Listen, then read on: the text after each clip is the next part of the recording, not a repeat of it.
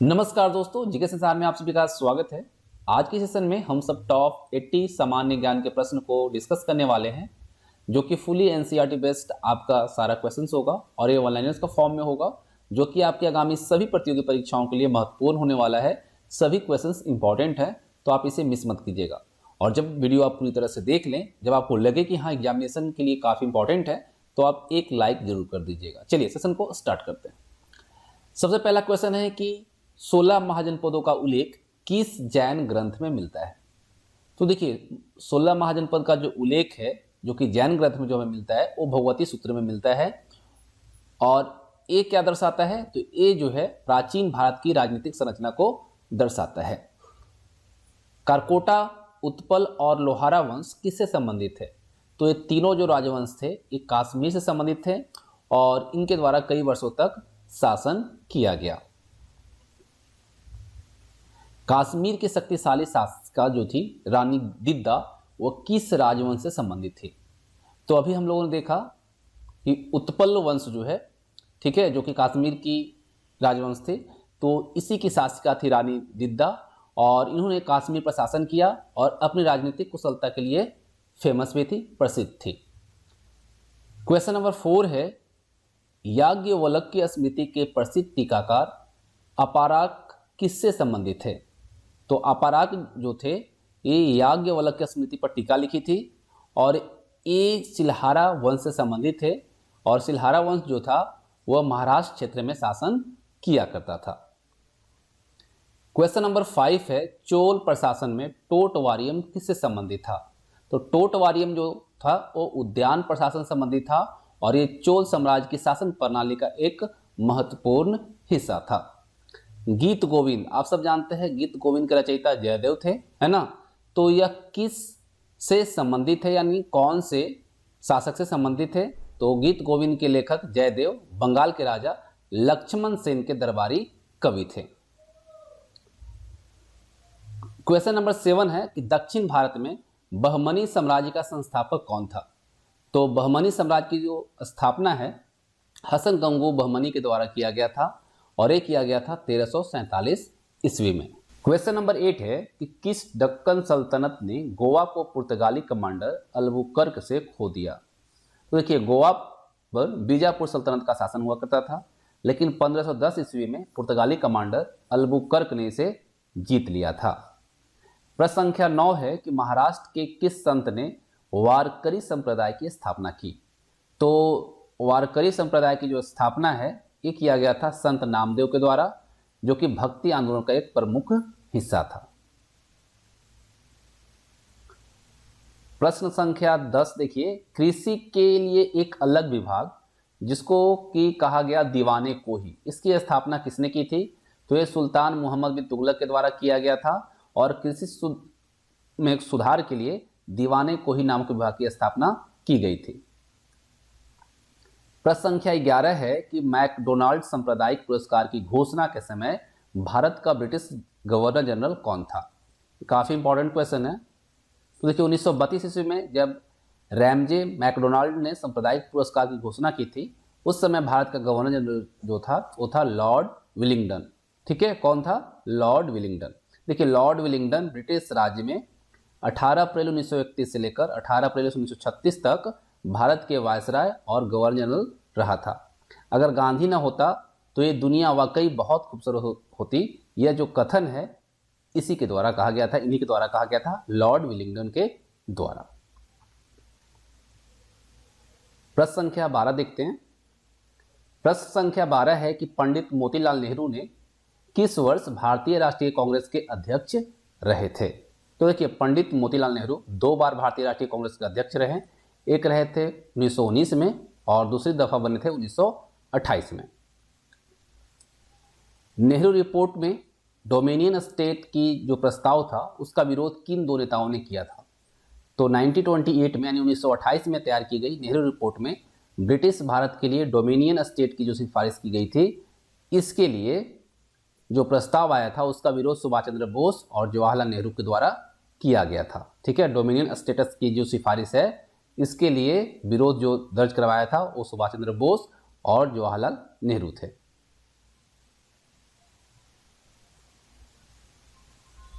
भारतीय राष्ट्रीय कांग्रेस के किस प्रमुख नेता ने कैबिनेट मिशन योजना का पूर्ण समर्थन किया था?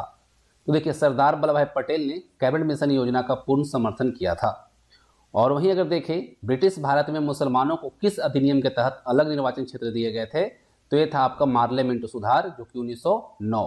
इसके तहत मुसलमानों को अलग निर्वाचन क्षेत्र देने की सुविधा दी गई थी।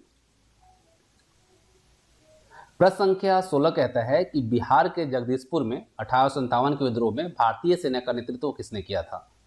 तो 1857 के विद्रोह में बिहार के जगदीशपुर में भारतीय सेना का नेतृत्व जो है वो कुंवर सिंह और अमर सिंह ने किया था।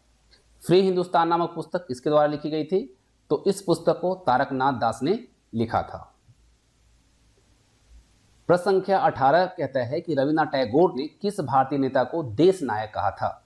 तो सुभाष चंद्र बोस को रविन्द्रनाथ टैगोर ने देश नायक की उपाधि दी थी। ठीक है, सुभाष चंद्र बोस को देश नायक की जो उपाधि है रविन्द्रनाथ टैगोर के द्वारा दिया गया था।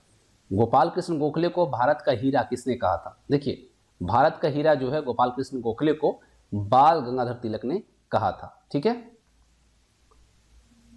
प्रश्न संख्या 20 है कि दीनबंधु एंड्रयूज का वास्तविक नाम क्या था? तो उनका वास्तविक नाम जो था वो था चार्ल्स फ्रियर एंड्रयूज। ठीक है, दीनबंधु एंड्रयूज का वास्तविक नाम चार्ल्स फ्रियर एंड्रयूज था। प्रश्न संख्या 21 कहता है कि भारत में सीएजी यानी नियंत्रक एवं महालेखा परीक्षक के कार्यालय की विशेषता भारतीय संविधान में किस देश के संविधान से प्रेरित है? तो ये आपका ब्रिटेन के संविधान से लिया गया है। हिमाचल प्रदेश और उत्तराखंड में राज्यसभा की कुल कितने सीटें? देखिए, यहाँ पे कंबाइंड तौर से आपसे पूछा गया है। तो हिमाचल प्रदेश और उत्तराखंड में राज्यसभा की जो कुल सीटें हैं वो 3 हैं।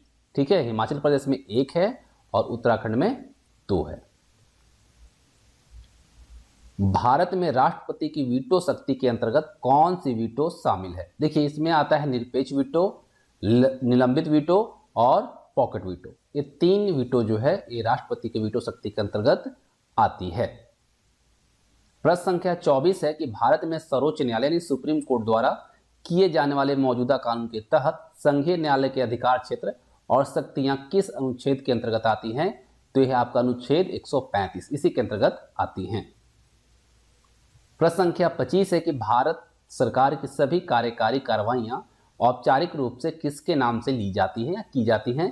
तो यह आपका भारत के राष्ट्रपति, इन्हीं के नाम से सारी कार्यकारी कार्रवाइयां और औपचारिक रूप से इन्हीं के नाम से की जाती है।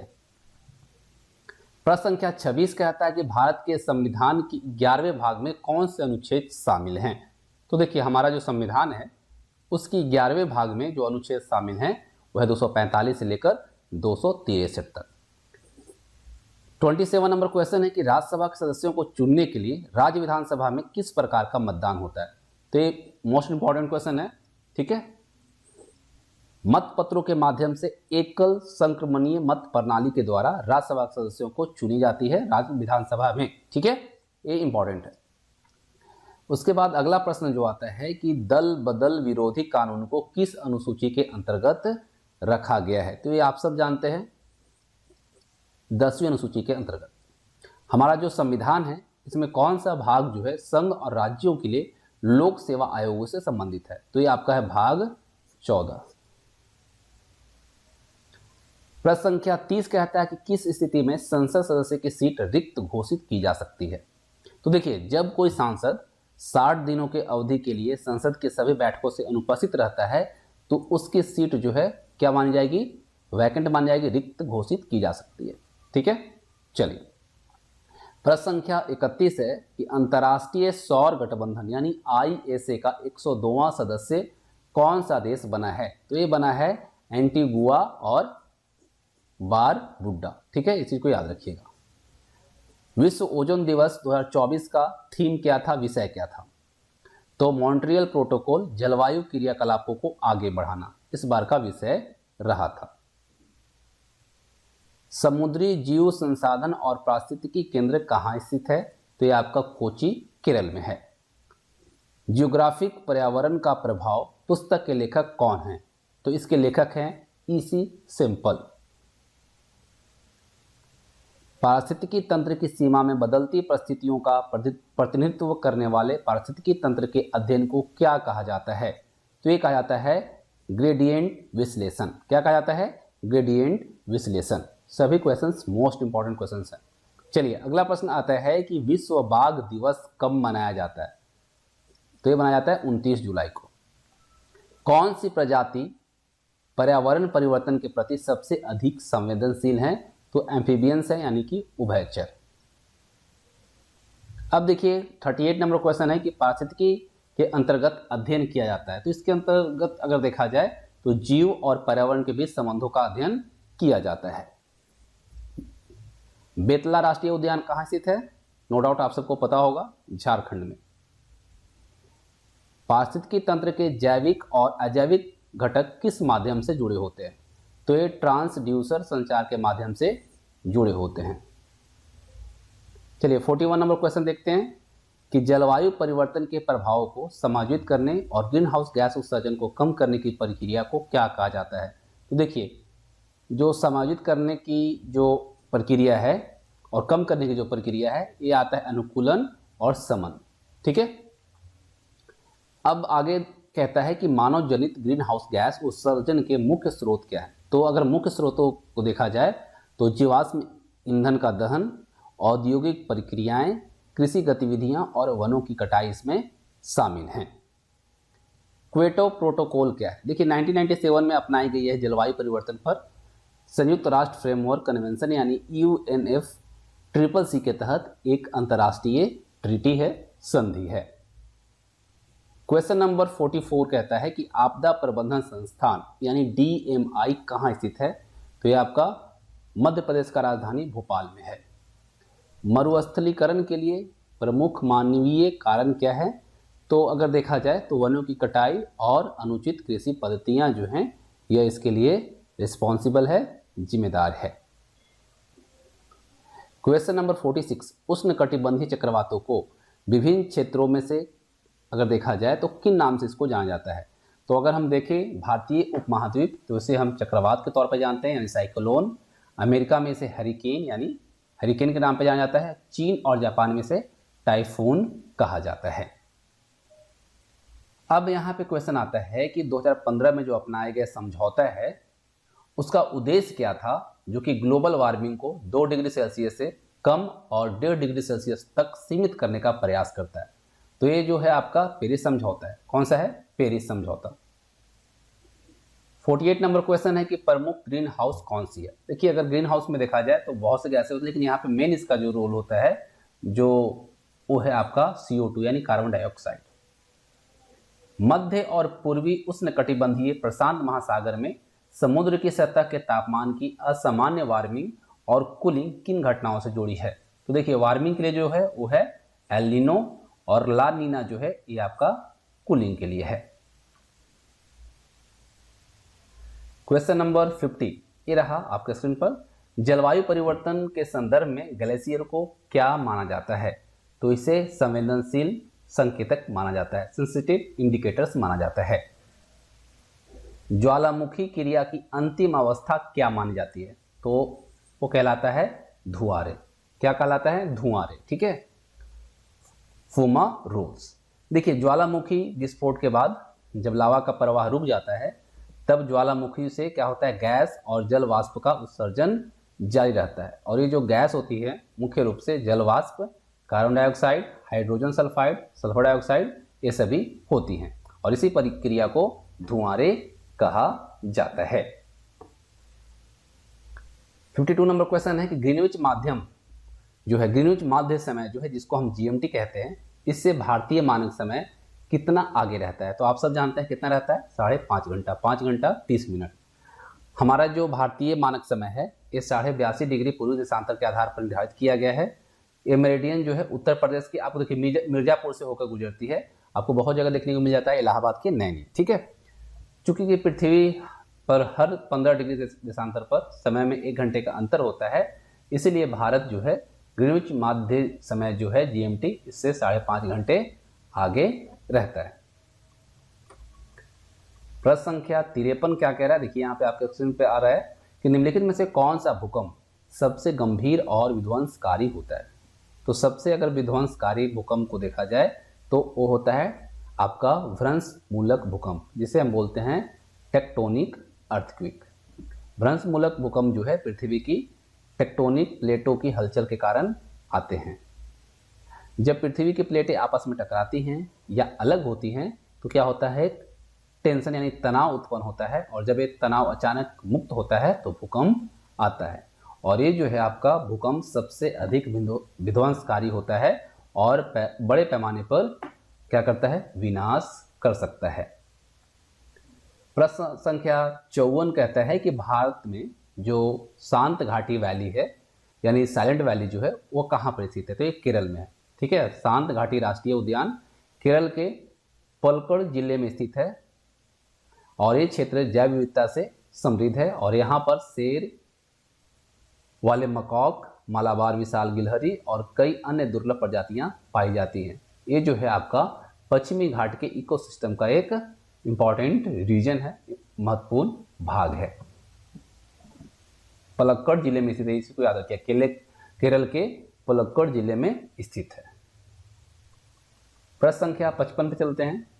पृथ्वी और सूर्य के बीच अधिकतम दूरी किस स्थिति में होती है? तो देखिए, पृथ्वी और सूर्य के बीच जो अधिकतम दूरी होती है वह अपसौर कहलाता है। ठीक है, पृथ्वी अपनी कक्षा के अंडाकार मार्ग में सूर्य के चारों ओर घूमती है, आप सब जानते हैं।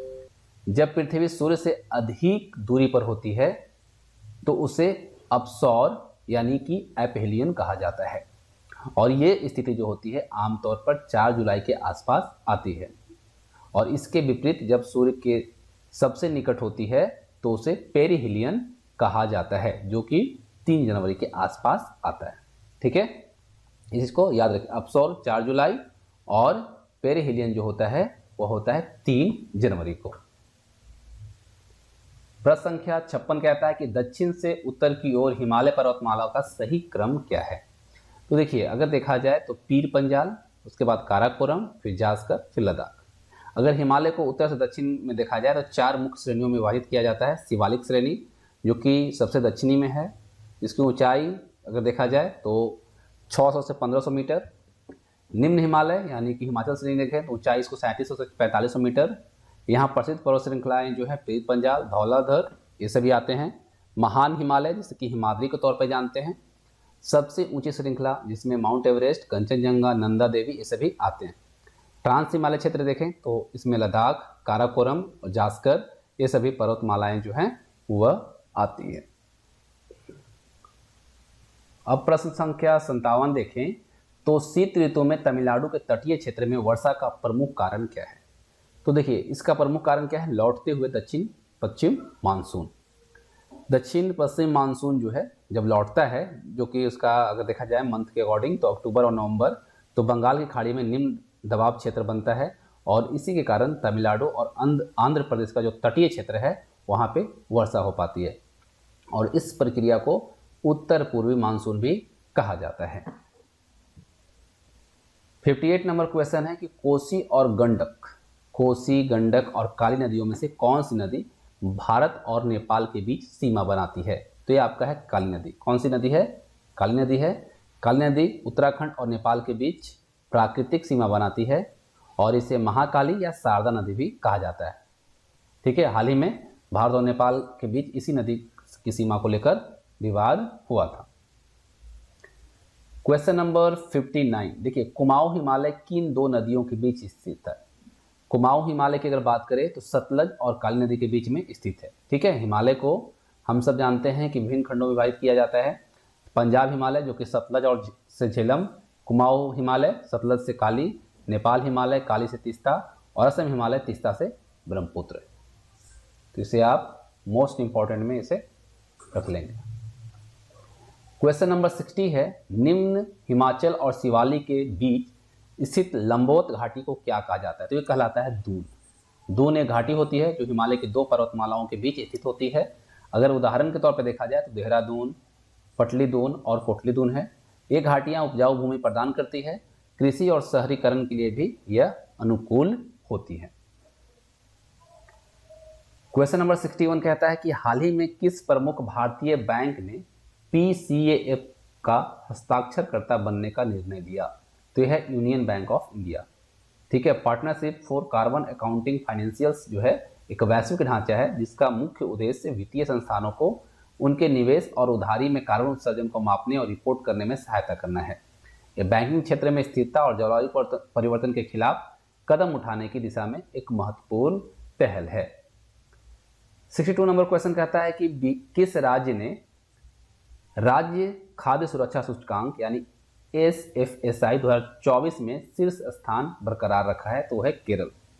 राज्य खाद्य सुरक्षा सूचकांक भारतीय खाद्य संरक्षक और मानक प्राधिकरण FSSAI द्वारा तैयार किया जाता है। यह राज्यों को खाद्य सुरक्षा, स्वच्छता और सतर्कता के आधार पर रैंक करता है। केरल ने खाद्य सुरक्षा उपायों में निरंतर सुधार करने के कारण 2024 में भी अपना शीर्ष स्थान बनाए रखा है। क्वेश्चन नंबर 63 है, केंद्रीय मंत्री पीयूष गोयल ने हाल ही में भास्कर पोर्टल लॉन्च किया जिसका अर्थ क्या है? तो भास्कर स्टैंड फॉर व्हाट?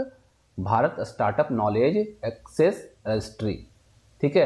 यह पोर्टल जो है भारतीय स्टार्टअप के लिए एक सूचना केंद्र के रूप में कार्य करेगा और इसका मुख्य उद्देश्य है भारतीय स्टार्टअप को एकीकृत डेटा, निवेश के अवसर, अनुसंधान सहायता और सरकारी योजनाओं से जोड़ना।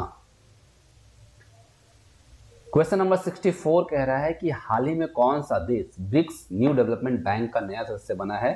तो आपका है अल्जीरिया। कौन सी देश है? Algeria. BRICS new development bank यानी NDB को 2014 में ब्रिक्स देश ब्राजील, रूस, भारत, चीन और दक्षिण अफ्रीका द्वारा स्थापित किया गया था। इसका उद्देश्य जो है वो विकासशील देशों को बुनियादी ढांचे और सतत विकास परियोजनाओं के लिए वित्तीय सहायता प्रदान करना है। 2024 में अल्जीरिया को NDB का नया सदस्य बनाया गया है। RBI fixed minimum reserve system के तहत क्या जारी करता है? तो ये करता है करेंसी नोट। देखिए, भारतीय रिजर्व बैंक जो है यानी कि RBI जो है फिक्स्ड मिनिमम रिजर्व सिस्टम के तहत देश में मुद्रा यानी करेंसी नोट जारी करता है। इस प्रणाली के अनुसार RBI को न्यूनतम आरक्षित संपत्ति यानी स्वर्ण और विदेशी मुद्रा रखनी होती है। यह प्रणाली मौद्रिक स्थिरता, ये जो प्रणाली है मौद्रिक स्थिरता जो है वो बनाए रखने में मदद करती है। क्वेश्चन नंबर 66 है कि ICRA एक क्रेडिट रेटिंग एजेंसी है, इसका मुख्यालय कहाँ स्थित है? तो ये आपका है गुरुग्राम, हरियाणा में। ICRA यानी investment information and credit rating agency, ये भारत की एक प्रमुख क्रेडिट रेटिंग एजेंसी है। ये विभिन्न कंपनी, बैंक और वित्तीय संस्थानों की साख का मूल्यांकन करती है। इसका मुख्यालय कहाँ है? गुरुग्राम, हरियाणा में है। 67 नंबर क्वेश्चन है कि केंद्र सरकार के लिए शुद्ध RBI ऋण में वृद्धि को क्या दर्शाता है? तो ये दर्शाता है आपका मौद्रीकृत घाटा। जब RBI सरकार के खर्चों को पूरा करने के लिए सीधे मुद्रा छाप कर सरकार को ऋण प्रदान करता है तो इसे मौद्रीकृत घाटा कहा जाता है। और ये जो प्रणाली है अल्पकालिक वित्तीय आवश्यकताओं को पूरा करने में सहायक हो सकती है, लेकिन अत्यधिक उपयोग से मुद्रास्फीति यानी इन्फ्लेशन बढ़ने का खतरा रहता है। क्वेश्चन नंबर 68 है, GDP डिफ्लेक्टर क्या है? तो ये आपका प्राइस इंडेक्स है यानी मूल्य सूचकांक है। GDP डिफ्लेक्टर एक व्यापक मूल्य सूचकांक है जो कि नाम मात्र GDP यानी नॉमिनल GDP और वास्तविक GDP जो होती है उसके बीच के अंतर को क्या करता है? मापता है। और ये मुद्रास्फीति या मूल्य स्तर में बदलाव को समायोजित करने में मदद करता है और अर्थव्यवस्था के वास्तविक विकास दर को समझने में भी सहायक होता है। क्वेश्चन नंबर 69 है, एक विद्युत फ्यूज किस प्रभाव पर कार्य करता है? साइंस का क्वेश्चन है। तो ये करता है विद्युत धारा के तापीय प्रभाव पर। और जब विद्युत प्रवाह अधिक हो जाता है, विद्युत प्रवाह जो है वो अधिक हो जाता है तो फ्यूज तार गर्म होकर पिघल जाता है और सर्किट को तोड़ देता है, जिसके कारण हमारा उपकरण जो है, जो अप्लायंस है, वो नुकसान होने से बच जाता है। क्वेश्चन नंबर 70 देखिए, साइटोकाइनिन, इंसुलिन और एस्ट्रोजन में कौन सा एक वनस्पतिक हार्मोन है? तो यह है आपका साइटोकाइनिन। क्या है? साइटोकाइनिन। ये क्या है? एक पौधे का हार्मोन है जो कोशिका विभाजन और वृद्धि को नियंत्रित करता है। FeO, CaO और ZNO इसमें कौन सा जल में घुलनशील है?